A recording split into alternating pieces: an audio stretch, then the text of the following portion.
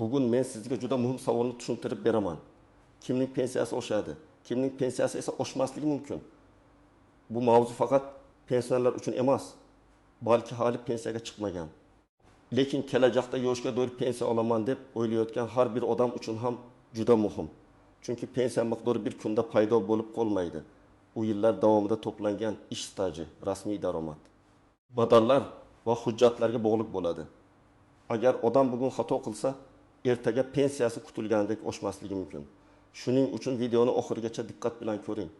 Men kim xavotir olish kerak, kimda vaziyat nisbatan tinch, qaysi holatlarda oshirish bo'lmaydi yoki juda kam bo'ladi, qanday hujjatlar kerak, qayerga murojaat qilish kerak, barchasini oddiy tilda tushuntiraman. Kanalga hoziroq obuna bo'ling, videoga like bosing. Chunki bu ma'lumot sizga yoki yaqinlaringizga pul masalasida aniq yordam berishi mumkin. Avval ko'pchilik pensiya masalasiga juda oddiy qarardi. Odam ishlaydi, yoshi yetadi, pensiyaga chiqadi va davlat unga to'lov belgilaydi. Keyin davlat pensiyalar oshirilsa, hammaning pensiyasi bir xil nisbatda ko'tariladi deb o'ylashardi. Lekin amalda pensiya tizimi bunday sodda emas. Pensiya miqdori har bir insonning shaxsiy ish tarixi, rasmiy ish haqi, mehnat daftarchasidagi yozuvlar, sug'urta badallari, ish staji va ayrim imtiyozli davrlarga qarab hisoblanadi. Hozirgi sharoitda eng muhim o'zgarish shuki, pensiya masalasida men ishlaganman-ku degan gapning o'zi yetarli emas. Ishlaganingiz hujjat bilan tasdiqlanishi kerak. Ish haqi rasmiy bo'lishi kerak. Agar odam yillar davomida konvertda maosh olgan bo'lsa, ya'ni hujjatda juda kam ish haqi ko'rsatilgan bo'lsa, pensiya hisoblanganda aynan o'sha rasmiy ko'rsatkichlar inobatga olinadi. Natijada odam real hayotda ko'p pul topgan bo'lsa ham pensiyasi kam chiqishi mumkin. Pensiya oshishi masalasida ham shuni tushunish kerak. Davlat tomonidan pensiyalar oshirilganda bu oshirish ko'pincha bazaviy miqdorlar, eng kam pensiyalar, nafaqalar yoki amaldagi pensiya miqdorlariga ma'lum tartibda tatbiq etiladi. Lekin har bir odamda oshish miqdori bir xil bo'lmaydi. Kimdir sezilarli oshganini ko'radi, kimdir esa nega menikida deyarli o'zgarish yo'q deb hayron bo'ladi. Sababi pensiya tarkibi turlicha. Asosiy pensiya, ustamalar, kompensatsiyalar, minimal darajagacha yetkazib berish, imtiyozli qo'shimchalar va boshqa qismlar bo'lishi mumkin. Masalan, bir pensionerning pensiyasi avvaldan ish staji va ish haqi bo'yicha yaxshi hisoblangan bo'lishi mumkin. Boshqasining pensiyasi eng kam darajagacha davlat tomonidan to'ldirib berilgan bo'lishi mumkin. Oshirish e'lon qilinganda birinchi odamning asosiy pensiyasi ko'payadi. Ikkinchi odamda esa ayrim qo'shimcha yoki to'ldirish mexanizmi hisobiga yakuniy summa kutilganidek oshmasligi mumkin. Odam faqat qo'liga oladigan pulga qaraydi, lekin ichki hisob kitobni ko'rmagani uchun savollar tug'iladi. Asosiy qism 1. Kim bilishi kerak, kim xavotir olishi kerak, kim xavotir olmasa ham bo'ladi. Men birinchi navbatda pensiyasi oshmasligi yoki juda kam oshishi mumkin bo'lgan toifalarni tushuntiraman. Birinchi toifa ish staji yetarli bo'lmagan odamlar. Yoshga do'yib pensiya olish uchun faqat yosh yetish emas, balki zarur ish staji ham muhim. Agar staj yetarli bo'lmasa, odam to'liq pensiya o'rniga ijtimoiy nafaqa yoki kamaytirilgan shakldagi to'lovlarga duch kelishi mumkin. Bunday holatda oshirishlar ham pensiya oluvchilarnikidan farqli bo'lishi mumkin. Masalan, bir ayol 55 yoshga yetdi, lekin rasmiy ish staji faqat 5 yil. U umr davomida uyda bola tarbiyalagan, keyin bozor savdosi qilgan, lekin rasmiy ro'yxatdan o'tmagan. Uning fikricha, men ham butun umr ishladim. Hayotiy nuqtai nazardan bu to'g'ri. Lekin pensiya hisobida rasmiy staj va badallar asosiy o'rinda turadi. Natijada uning oladigan to'lovi oddiy oshga doir pensiyadan kamroq bo'lishi yoki boshqa tartibda belgilanadi. Keyinchalik oshirish bo'lganda ham u qo'shnisining pensiyasi kabi oshishni kutmasligi kerak. Ikkinchi toifa maoshi rasmiy juda past ko'rsatilgan odamlar. Masalan, odam qurilishda 25 yil ishlagan, oyga aslida 5 million so'm olgan. Lekin hujjatda minimal ish haqi yoki undan sal yuqori summa ko'rsatilgan. Pensiya hisoblashda aslida men ko'proq olganman degan gap emas, soliq va pensiya badallari qaysi summadan to'langan bo'lsa, o'sha muhim. Natijada u odam pensiyaga chiqqanda o'zini aldagandek his qiladi. Chunki yillar davomida norasmiy kelishuvda ishlagan. Hozir esa davlat undan rasmiy dalil so'raydi. Uchinchi toifa mehnat daftarchasida xatolar bor odamlar. Ism familiyada bitta harf noto'g'ri yozilgan, korxona nomi to'liq emas, ishga kirgan yoki chiqqan sana yo'q, muhr o'qilmaydi, buyruq raqami ko'rsatilmagan, korxona allaqachon yopilgan. Bunday holatlar pensiyani oshirishda ham qayta hisoblashda ham muammo tug'diradi. Chunki har bir yil stajga kiritilmasa pensiya bazasi kamayadi.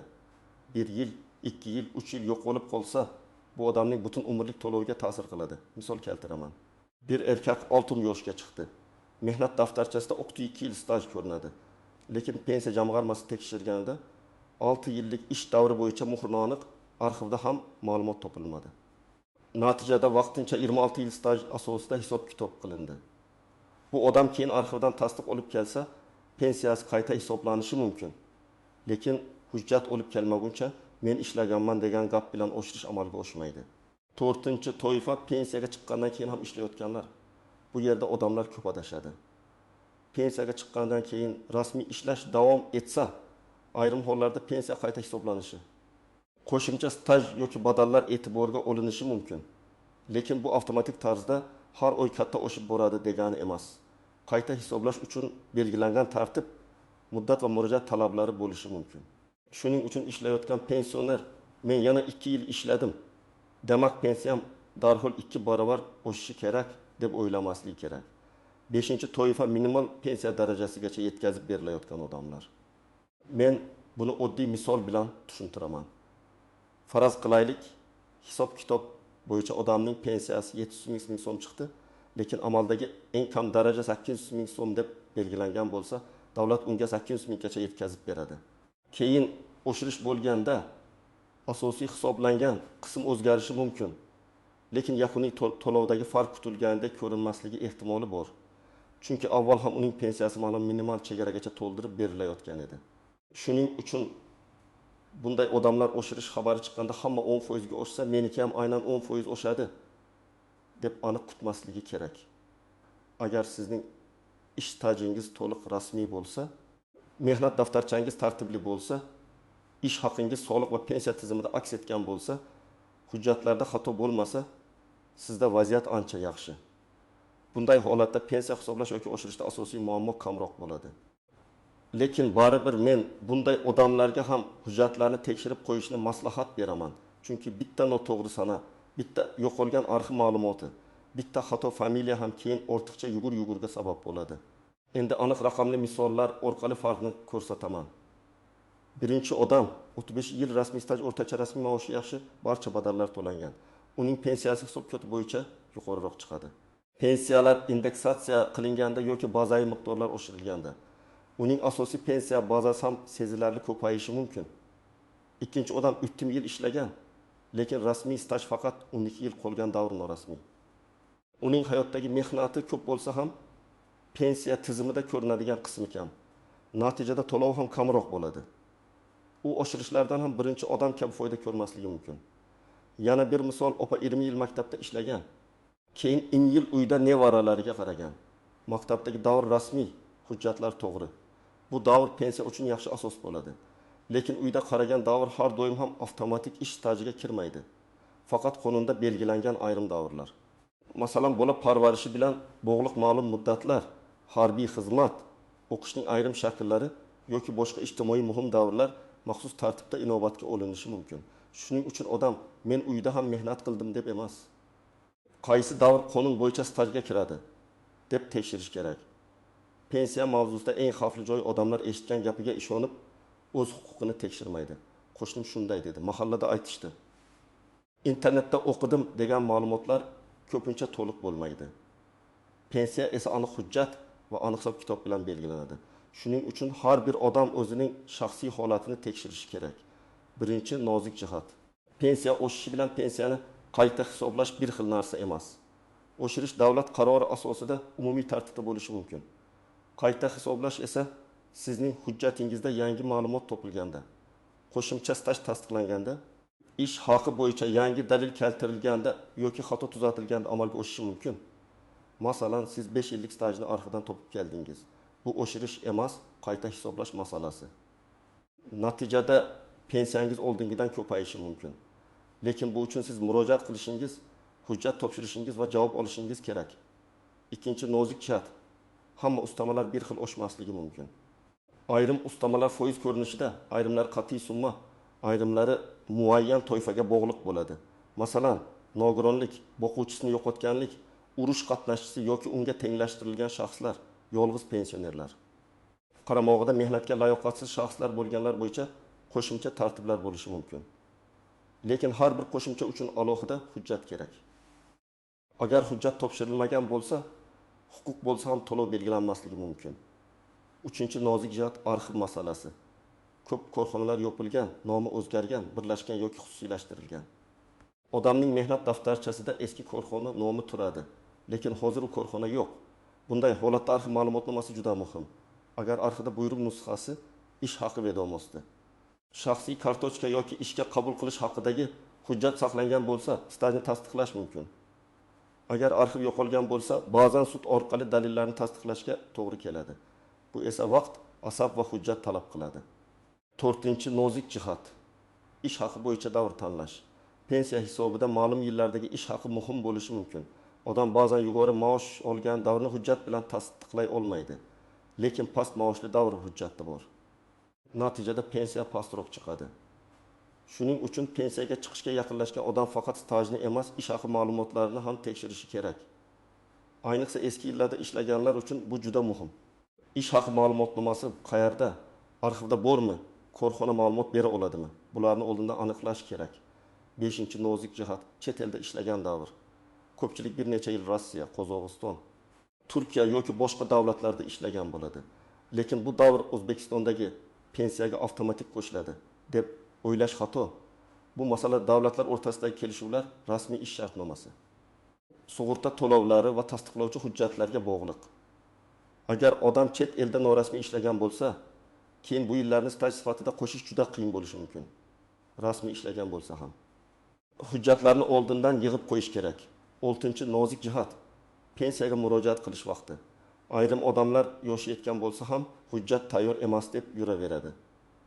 Keyin bir necha oy, hatto bir yil o'tib murojaat qiladi. To'lovlar qaysi sanadan belgilanadi? O'tgan davr uchun beriladimi yoki yo'qmi? Bu masalada amaldagi tartibni aniq bilish kerak. Men har doim aytaman. Pensiya yoshiga yaqinlashdingizmi? Kamida 6 oy oldin hujjatlaringizni tekshirishni boshlang. Shunda yosh yetganda sarson bo'lmaysiz. 7-nozik jihat bank kartasi va to'lov usuli. Ba'zan odam pensiyam oshmadi deydi, lekin aslida oshgan, faqat bank ushlanmasi. Qarzdorlik, aliment, kredit, ijro hujjati yoki boshqa majburiy chegirma sabab qo'liga kamroq pul tushgan bo'ladi. Shuning uchun faqat kartaga tushgan summaga qarab xulosa qilmaslik kerak. Pensiya jamg'armasidan hisob-kitob varag'ini so'rash. Unda asosiy pensiya qancha, ustama qancha, ushlanma bormi aniqlab olish kerak.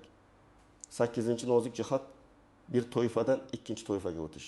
Masalan, odam nogironlik pensiyasi olayotgan bo'lishi, keyin yoshga doir pensiyaga o'tishi mumkin. Yoki boquvchini yo'qotganlik bo'yicha to'lov olayotgan shaxs keyin o'z pensiyasini rasmiylashtiradi. Har doim ham yangi toifa avtomatik ravishda yuqori summa beradi degani emas. Qaysi pensiya turi foydaliroq, qaysi hujjatlar kerak, o'tish tartibi qanday? Buni oldindan hisoblatib ko'rish kerak. Endi eng muhim qismga o'tamiz. Siz amalda nima qilishingiz kerak? Men buni bosqichma-bosqich aytaman. Birinchi qadam, shaxsiy hujjatlaringizni tartibga soling. Pasport yoki ID karta, JSHR, mehnat daftarchasi, diplom, harbiy bilet, nikoh yoki familiya o'zgargan bo'lsa, tegishli guvohnomalar, bolalar tug'ilganlik guvohnomalari, nogironlik haqida ma'lumotnoma, qaramog'ingizdagi shaxslar bo'yicha hujjatlar, bularning hammasi kerak bo'lishi mumkin. Familiya o'zgargan ayollarda bu ayniqsa muhim. Mehnat daftarchasida eski familiya bo'lsa, nikoh guvohnomasi orqali bog'lanish tasdiqlanadi. Ikkinchi qadam, mehnat daftarchasini diqqat bilan tekshiring. Har bir ish joyida ishga kirgan sana, ishdan bo'shagan sana, buyruq raqami, muhr, imzo bor yo'qligini ko'ring. Agar muhr o'qilmasa, korxona nomi tushunarsiz bo'lsa yoki sana xato bo'lsa, oldindan tuzatish choralarini ko'ring. Hozirgi ish beruvchingiz yoki oldingi korxona mavjud bo'lsa, ulardan tasdiqlovchi ma'lumotnoma oling. Korxona yopilgan bo'lsa, arxivga murojaat qiling. 3-qadam, rasmiy staj va ish haqi bo'yicha ma'lumotlarni tekshiring. Buning uchun pensiya jamg'armasi bo'limiga, davlat xizmatlari markaziga yoki mavjud elektron xizmatlar orqali murojaat qilish mumkin. Siz mening pensiya hisobim uchun qanday staj ko'rinmoqda? Qaysi yillar tasdiqlangan? Qaysi davr bo'yicha ma'lumot yetishmayapti deb aniq so'rashingiz kerak. Umumiy savol bermang. Aniq davrlarni yozib boring. Masalan, 1902-2003 yillar falon korxona, 2004-2012 yillar falon tashkilot. 4-qadam. Arxiv ma'lumotlarini yig'ing. Arxivga ariza yozganda quyidagilarni ko'rsating. To'liq ism familiyangiz, tug'ilgan sanangiz, ishlagan korxona nomi, lavozimingiz, taxminiy ishga kirgan va chiqqan yillaringiz. Agar bo'lsa bo'lim yoki sex nomi. Arxivdan ishga qabul qilish va bo'shatish buyruqlari, ish haqi ma'lumotlari, shaxsiy varaqa nusxasi yoki stajni tasdiqlovchi boshqa ma'lumot so'rang. Arizani 2 nusxada topshiring. Bir nusxasiga qabul qilingan sanani qo'ydirib oling. 5-qadam. Agar pensiyangiz oshmagan bo'lsa, yozma tushuntirish so'rang. Telefon orqali nega oshmadi deb so'rash yetarli emas. Siz pensiya jamg'armasiga yozma murojaat qiling. Mening pensiyam miqdori qaysi tartibda hisoblanganini, oxirgi oshirish qanday tatbiq etilganini, asosiy pensiya ustama va ushlanmalar alohida ko'rsatilgan holda tushuntirib berishingizni so'rayman deb yozing. Shunda siz umumiy javob emas, hisob-kitobga yaqinroq ma'lumot olasiz. 6-qadam. Agar hisobda xato ko'rsangiz dalil bilan e'tiroz bildiring. Men rozi emasman deyishning o'zi kam. Sizda dalil bo'lishi kerak. Mehnat daftarcha nusxasi, arxiv ma'lumotnomasi, ish haqi ma'lumotnomasi, sud qarori, korxona tasdig'i, soliq yoki sug'urta badallari bo'yicha ma'lumot. Har bir hujjatni nusxalab, aslini yoningizda saqlang. Topshirgan hujjatlaringiz ro'yxatini yozdirib oling. 7-qadam. Pensiyaga chiqmagan bo'lsangiz, hozirdan rasmiy ishlashga e'tibor bering. Men buni juda qat'iy aytaman. Norasmiy ish bugun qulay ko'rinishi mumkin. Lekin ertaga pensiyada zarar bo'ladi. Agar ish beruvchi sizga rasmiy maoshni kam ko'rsatamiz, qolganini qo'lda beramiz desa, bilingki, bu kelajak pensiyangizga ta'sir qiladi. Rasmiy maosh qancha past bo'lsa, pensiya hisobida ham sizning daromadingiz shuncha past ko'rinadi. 8-qadam. Yaqinlaringizga yordam bering. Ko'p ota-onalar, buvalar hujjat masalasini tushunmaydi. Ariza yozishni bilmaydi. Qayerga borishni bilmaydi. Siz ularga mehnat daftarchasini tekshirishda, arxivga so'rov yuborishda, pensiya jamg'armasiga murojaat qilishda yordam bering. Ba'zan birgina yo'qolgan 3 yillik staj topilsa, pensiya sezilarli ko'payishi mumkin. 9-qadam. Barcha javoblarni saqlang. Pensiya jamg'armasidan kelgan javob, arxivdan kelgan ma'lumotnoma, davlat xizmatlari markaziy kvitantsiyasi, elektron murojaat raqami, bularning hammasini alohida papkada saqlang. Keyin qayta murojaat qilish kerak bo'lsa, sizda tarix bo'ladi. Og'zaki gap unutiladi. Yozma hujjat esa dalil bo'ladi. 10-qadam. Murakkab holatda mutaxassisga murojaat qiling. Agar staj tan olinmasa, arxiv topilmasa, pensiya noto'g'ri hisoblangan deb o'ylasangiz, yurist yoki pensiya masalalarini yaxshi biladigan mutaxassis bilan maslahat qiling. Ba'zi masalalar sud orqali hal bo'lishi mumkin. Lekin sudga ham hujjatsiz borib bo'lmaydi. Avval dalillarni yig'ish kerak. Demak, pensiyasi oshmaydigan yoki kutilgandek oshmaydigan odamlar kimlar? Asosan staji yetarli tasdiqlanmaganlar, rasmiy maoshi past ko'rsatilganlar, hujjatlarida xato borlar. Minimal darajagacha to'ldirib berilayotganlar, qo'shimcha ustama huquqini hujjat bilan tasdiqlamaganlar va pensiya hisob-kitobini tekshirtirmaganlar.